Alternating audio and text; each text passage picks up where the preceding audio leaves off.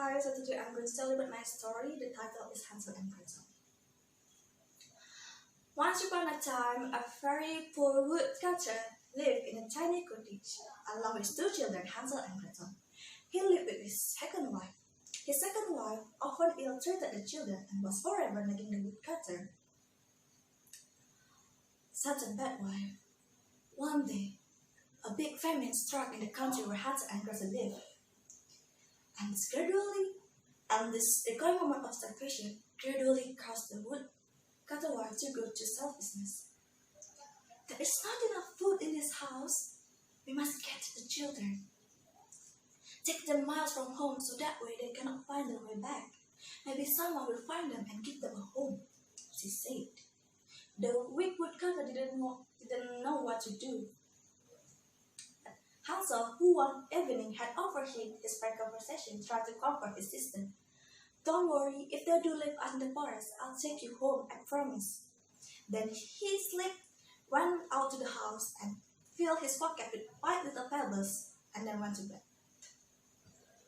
The next morning, the woodcutter took his children to the forest.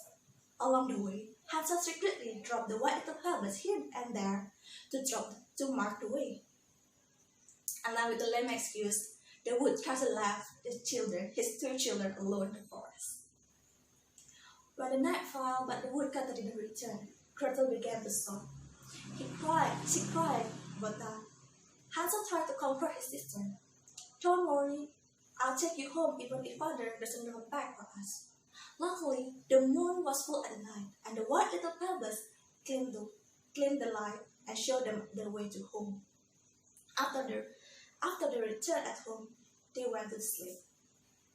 And the next morning, when their mother finally found out that Hansel and Gretel had returned, she went into a rage. She scolded her husband because failing to carry out her order. And she locked Hansel and Gretel in a room with nothing to support them but a sip of water and hot bread. She told her husband to bring the children again to the forest. And of course, the woodcutter didn't know what to do. He brought his children again to the forest. But Hansel secretly dropped the breadcrumbs into the ground. But the little boy had forgotten about the hummingbird that flew along behind of him to eat all of the breadcrumbs, and the time idol had eaten all of them. Again, the woodcutter, with a lame excuse, left his children alone. When the night fell, they saw the horror that all the crumbs had gone. Then Gretel began to sob bitterly. I'm frightened, I'm cold and hungry, and I want to go home, she said. Don't be afraid, I'm here to look after you. Hansel tried to encourage his sister, but he also too afraid when he glimpsed a frightening shadow and evil eyes around him. In the darkness, all night the 2 children huddled together for a while in a foot of a large tree. When dawn broke, they started to wander about the forest. They almost lost all of their hope until they finally came upon a strange cottage in the middle of the glade. Unexpectedly, it was a cottage which full of sweet and chocolate. This is chocolate, guessed Hansel, and this is icing, exclaimed Gretel. Starving but delighted, the children began to eat the pieces of the biscuit jar. Next, we'll stay here, Hansel declared. They were just about to try the another pieces of the biscuit until it quietly swung open. Well, said an old woman. And haven't you a children with a sweet teeth? Come in, you've nothing to fear. Peering went out the old woman. Unlucky for Hansel and Gretel, that cottage belonged to an evil witch. Her trap to catch for unwary fixing. The children really came to a nasty place. You've nothing but skin and bones, said the witch, locking Hansel in the cage. I shall fatten you up and eat you, said the witch. You do the homework, she said to the Gretel, and I'll make meal of you too.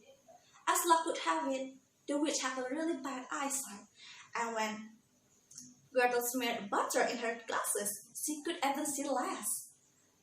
And now, Gretel had broke his brother a chicken bone, and whenever the witch wanted to touch him, Hansel will hold out the bone.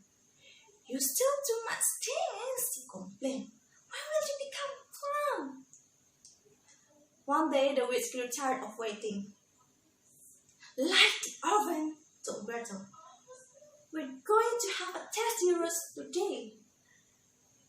Run, run and see if the oven is hot enough." Gretel ran and returned. "I couldn't tell if it's hot enough." "Useless child!" she screamed. "All right then, I'll see for myself," she said. The evil just bent down to check if the oven is hot enough. Then Gretel gave her a tremendous pause and slammed the oven door shut. The witch had come to feed and rob her end. Gretel ran to set her brother free, and when they ascertained that the witch had been locked in the oven, they stayed in the house for several days to eat some of the house until finally they found the witch's belongings in a large of chocolate egg inside like of chest which full of coins. "We'll take this treasure with us, since the witch already died." And the next morning, they finally to wander around the forest to find their way home. Until finally, on the next day, they found their father came out to their house weeping. "Your stepmother is dead. Come home with me now, my dear children." They hugged each other and finally found their father. "Just promise me if you don't ever leave us again, father," said Gretel with a smile in her eyes. "Look, father, look what we have found." Hansel opened a cassette with chest which full of a gold coin. "You don't have to chop wood again. We will be rich right now." They hugged each other, and that's how the story ended. They lived happily ever after. So that's about my story. The moral value that we can get of this story is you don't have to give up. I mean, when you are in a bad situation, just trust yourself, following your heart, keep cooperating with each other. You have to rely on each other. You have your brother or you have your sister. You have to rely on her or with them. Trust yourself. Don't give up, and surely the good thing will happen to you. Thank you.